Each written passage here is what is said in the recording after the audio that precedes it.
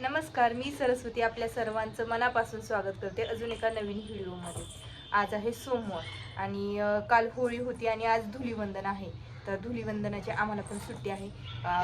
कॅलेंडरवर तर लाल तारीख आहे, त्यामुळे सरकारी शाळांना तर सुट्ट्या असतातच। आम्ही लहान असताना असायची आणि आता पण असतील, कुणाला आहेत कुणाला ऑफिसेसमध्ये नाही आहेत, कोणाला नाही आहेत, तर आमच्या ह्यांना नाही आहे, मला आहे। तर आता आम्ही इथे बसलेलो आहोत, स्नो खेळतो। इथं स्नोला टपात बसवलंय, हो ना, हे टपात बसलाय आणि खेळतोय। आता वाजले दुपारचे 2। साहेबांना झोपायचं नाहीये, आता खेळायचंय। तर आता तो खेळतोय आणि मी बसले त्याला घेऊन। घरात पण नाही खेळायचं, घरात उड्या मारायच्यात, म्हणून मग इथं मी बाहेर पोर्च मध्ये घेऊन बसलेले। काम तर खूप आहेत, पण कशी करताय, काम तर खूप आहेत, हो ना, आहे ना आईला का पण करू द्यायचं नाही। काय काम आहे यायला, काय काम आहे, टिकली काढायची, ओ नको, नाही नाही असं नाही करावं। मग साहेब झोपल्यावर जरा थोडीफार काय घरातली कामं आहेत ते करायचे। पण आता हे झोपतात ती वाट बघायची, कारण की जर कपडे वगैरे आवरायला काढले ना, तर मग हे घड्या केल्या की हा सगळं उचकून टाकतो। मग त्याचा उपयोग तरी काय, मग तो झोपल्यानंतर 2 तास झोपेल, तर म्हणलं थोडंफार काहीतरी घरातलं काम आवरावी करायला घ्यावं। आता तर काय पॉसिबलच नाही, ह्याला घेऊन करणं तर काहीच नाही। स्वयंपाक करताना पण हा खूप लुडबुड करत असतो, मग ही दुसरी कामं तर काही करूनच देणार नाही। आणि काल होळीच्या दिवशी आम्ही काही शूट केलं नाही, कारण की सकाळून जरा कामं होती थोडीशी आणि दुपारून करायचं तर पुरणपोळीचं स्वयंपाक। आणि थोडा वेळ शंभूला घेऊन झोपले होते, मी नव्हते झोपले, पण त्याचे शेजारी तर झोपले होते। आणि दुपारून पुरणपोळीचा स्वयंपाक करायचा, तर मग काय करायला जमलं नाही। आणि मध्येच थोडा वेळ शंभूचं रंग म्हणजे होळीचं फोटोशूट पण राहिलं होतं करायचं, थोडंसं कलर वगैरे आणलेलं होतं, मला तेवढं लावून ॲटलिस्ट तेवढं तरी करावं, म्हणून ते केलं दुपारी। आणि नंतरून तो झोपल्यानंतर थोड्याशा पोळ्या करू लागितल्या आणि मग ते काय करताच आले नाही। बापरे, आता किती ऊन पडतंय बाहेर, तर खूप ऊन आहे। आता मी इथं बाहेर बसले तर खूप ऊन दिसतंय आणि गावाकडे तर खूप ऊन असणार आहे। आणि काल मी पोळ्या करत होते, अशी 4 पोळ्या लाटल्या ना, असं पळून जावं वाटत होतं किचन मध्ये, अजिबात बसू वाटत नव्हतं, इतकं गरम होत होतं खूप, म्हणजे खूप असं वाटत होतं की बस आता करायलाच नको। आणि आज सकाळी पण तसंच होत होतं की इतकं गरम होतंय, खूप ऊन, यंदाचा उन्हाळा खूप वाईट जाणार आहे असं वाटतं, खूप ऊन पडणार आहे यावर्षी। पाऊस काय जास्त नव्हताच ना, त्याच्यामुळे यंदाचं सगळं टफच आहे। इथे तरी बरं आहे, म्हणजे पुण्यात वगैरे, पण गावाकडे तर काही खरं नाही, गावाकडे तर खूप ऊन लागणार आहे। आता कसं होणार आहे काय माहिती, पाण्याचा पण खूप प्रॉब्लेम येणार आहे सगळीकडेच। बघू आता कसं काय होतंय, निसर्गावर अवलंबून आहे सगळं। तर आता साहेब खेळत आहेत, त्याला फक्त आतून बाहेरून आत करायचंय। आणि रडत होता, थोडा वेळ घेतलं, शांत केलं, आता खेळतोय मस्त। आता थोडा वेळ खेळ कंटाळा येईल, ज्यावेळी कंटाळा येईल त्यावेळी डोळे चोळायला मग तो झोपेल। मग झोपल्यानंतर बघू थोडंफार काय करायचं ते करून घेईल मी पण। खूप सारी कामं आहेत, फक्त करायची आहेत, पण ते करूनच होत नाही। फक्त ती पेंडिंग सगळे एका एक रचून ठेवल्यासारखं झालंय, ते बघू हळूहळू करायची। हे बघा इथे शंभूची किती खडाटोप चालली आहे, सगळ्या चप्पल बाहेर काढून टाकल्यात, हो ना, कोण करते? आणि आजीने बघितलं तर ओरडा कोण खाणार? नसता कुठं ना, त्यात काय भेटाना म्हणल्यासारखं इथलं हे पायपुसणी सगळी पसरली आणि नंतर आता ते चपलाकडे गेलंय। काय थोडंफार बी शांत बसत नाही, खूप आगाऊई।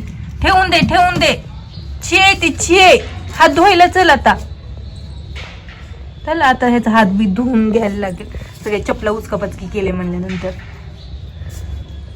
आज धुलीवंदनचं सगळीकडे कलर खेळतात, आमच्या इथे पण सकाळपासून खूप मुलं, छोटी मुलं कलर खेळतात, पूर्ण कलरने भरून गेलेत, पाणी खेळतात, ते पाण्याचे फुगे असतात छोटे ते एकामेकाच्या अंगावर फोडतात।